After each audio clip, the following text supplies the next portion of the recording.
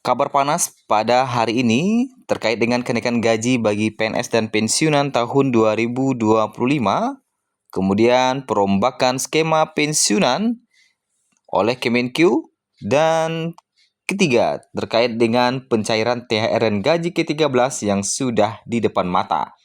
Berikut informasi selengkapnya pada hari ini. Pemerintah telah menyiapkan anggaran terkait dengan kenaikan gaji di tahun 2025. Tentunya kenaikan gaji ini masih dinantikan oleh para PNS maupun pensiunan.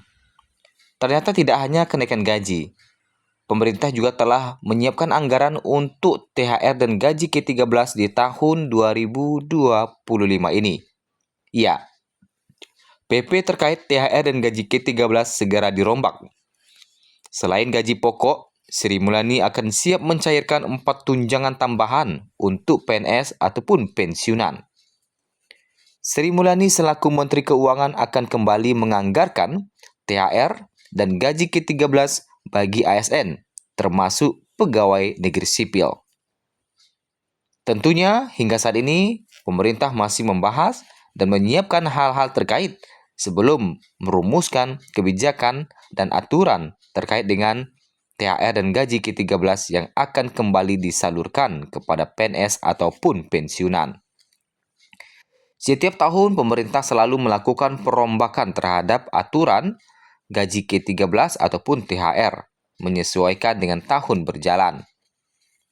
Nah, di tahun 2023 pemerintah menetapkan PP nomor 15 tahun 2023. Kemudian di tahun 2024 PP nomor 14 tahun 2024 terkait dengan pemberian THR dan gaji ke-13. Sebagai informasi tambahan, untuk aturan biasanya untuk THR dan gaji ke-13 itu tergabung menjadi satu peraturan ya. Jadi sudah mencakup THR dan gaji ke-13.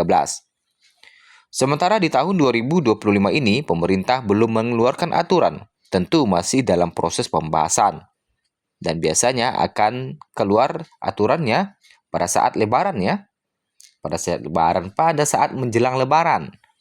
Atau tepatnya di bulan Ramadan biasanya.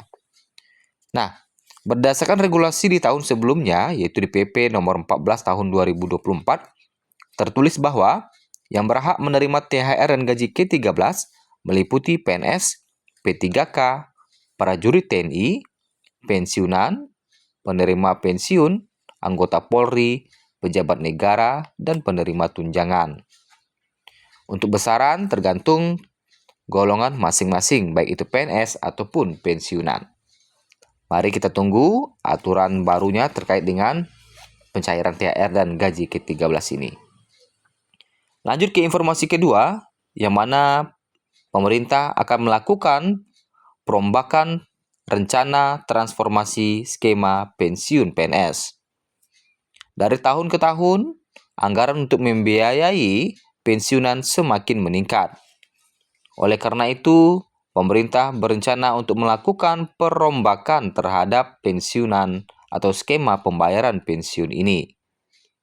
Lantas bagaimana rencana skema pembayaran pensiun ini? Nah, sebagaimana kita ketahui bersama, salah satu langkah yang dilakukan oleh Kemenkeu yaitu melakukan pemangkasan proses pembayaran pensiun, yang mana pada waktu dulu skema pensiun ini dibayarkan melalui PT Taspen. Taspen yang melakukan pembayaran, sementara ke depannya rencananya Kemenkeu yang akan mengambil alih pembayaran pensiun. Nah, untuk diketahui anggaran yang harus dikeluarkan negara dalam rangka membayar pensiun dari tahun ke tahun terus mengalami peningkatan. Pada tahun 2010, negara mengeluarkan anggaran pensiun sebesar 50,6 triliun. 14 tahun kemudian, di tahun 2024, menurut catatan Kemenkeu naik hingga 3 kali lipat mencapai 164,4 triliun. Naik rata-rata sekitar 8,96% atau senilai 10,4 triliun setiap tahunnya. Nah, selain jumlah uang pensiun yang dibayarkan naik cukup signifikan, biaya operasional pembayaran pensiun PNS, TNI, Polri juga kalau dilihat dari laporan Kemenkeu sangat tinggi. Pada tahun 2018, biaya operasional pembayaran pensiun para abdi negara tersebut sebesar 997 miliar. Setahun kemudian naik menjadi 1,01 triliun. Kemudian 2020 857 miliar, 2021 804 miliar, 2022 700 miliar, dan 2025 diperkirakan naik menjadi 850 miliar. Banyaknya proses tahapan ini juga menjadi penyebab naiknya biaya operasional pembayaran, ya. Walaupun cuma tinggal membayar saja, tapi banyaknya proses tahapan, tentu ini menambah pembayaran. Sistem pembayaran uang PNS pensiun harus melewati 4 tahapan yang dalam tiap tahapannya tentu saja ada biayanya atau ada kosnya. Sehingga dengan adanya pemangkasan proses ini diharapkan tentu biaya operasional pun semakin ringan, ya. Paling tidak memotong rantai operasional pembayaran pensiun yang menjadi lebih pendek, yang otomatis bakal mengurangi biaya operasional. Jadi nanti pembayaran pensiun itu langsung dihandle oleh Kemenkeu. Langsung Kemenkeu yang membayarkan melalui bank mitra. Jadi banknya masih sama, ya. Yang menyalurkan ke pensiunan itu masih sama, yaitu mitra-mitranya seperti Taspen atau kantor pos atau bank-bank lainnya. Ya, itu aja. Jadi untuk menghemat anggaran ujung-ujungnya. Kemudian yang ketiga, terkait dengan kenaikan gaji di tahun 2025, ya.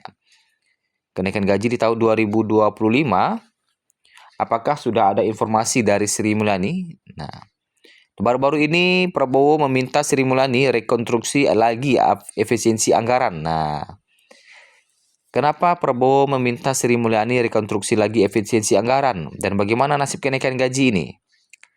Karena yang kita ketahui bahwa anggaran ini dilakukan efisiensi, penghematan nih dari berbagai sisi. Wakil Ketua Komisi 11 DPR, Muhammad Hekal, membenarkan adanya penundaan pembahasan efisiensi anggaran pekan ini. Hekal mengatakan penundaan dilakukan setelah ada arahan Presiden Prabowo kepada Menteri Keuangan untuk melakukan rekonstruksi kembali terkait efisiensi anggaran. Perwakilan dari fraksi Gerindra itu mengatakan Kepala Negara meminta Kemenkeu menyusun kembali anggaran kementerian lembaga yang akan dihemat. Alasannya, karena Presiden menyikapi dinamika yang terjadi setelah instruksi penghematan anggaran dikeluarkan pada 22 Januari lalu. Ada banyak kekhawatiran tentang program tidak bisa terlaksana ataupun kegiatan rencana-rencana kementerian sebagian mungkin bisa tidak terwujud. Sehingga Presiden memberikan arahan kepada Kemenkeu untuk merekonstruksi lagi efisiensi ini. Nah, permintaan tersebut telah disampaikan melalui surat yang ditandatangani oleh Wakil Ketua DPR. Kemudian, dengan adanya penundaan, tenggat waktu pengumpulan pembahasan anggaran juga mundur. Jadi itu ya, jadi lagi efisiensi anggaran nih. Sehingga hingga saat ini, berdasarkan data yang kami input pada Selasa 11 Februari 2025, Kemenkeu masih belum mengumumkan terkait dengan kenaikan gaji di tahun 2025 atau belum menerbitkan aturan kenaikan gaji di tahun 2025 karena masih sibuk dengan efisiensi anggaran dan lain sebagainya.